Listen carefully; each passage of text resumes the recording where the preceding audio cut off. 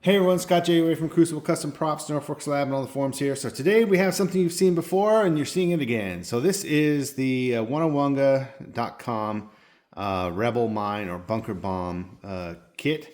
It's the complete 3D printed or resin 3D printed kit with the stencils that he provides online and also some upgraded parts. So it has the real photo multiplier things here, the metal boot stud replicas, which are perfect. They look exactly like the real deal, especially when they get painted. There's no way to tell the difference.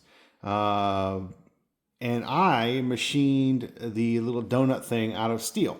So that is a real steel, whatever the heck that thing is. No, it hasn't been identified yet. But it's a real steel one of those, and it will rust over time if left. It probably won't do much, to be honest, unless you're touching it a lot or it gets a bunch of moisture. But it will oxidize a little bit over time because it is steel. It's 12L13, 12L14, 12L13. Anyway, it's an alloy steel that's easy to turn. But anyway, it's pretty cool. And here it is, all done up, lightly weathered, but I did paint the motor housing orange first with this clear coat over it so that I could mist over the flat dark earth on top and get the right color. And that's pretty much it. It'll weather through, but it's already weathered and it's probably just going to sit up on a shelf.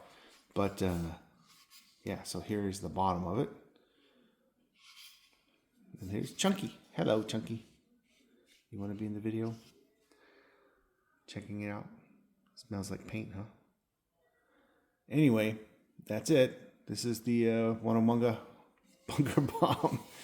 And it's ready to get packed up and go to its new home. But it is pretty cool. I really dig these things. Just a little bit of satisfaction with turning the knob. But yeah, this is cool. All right, man. Thanks for watching, everybody.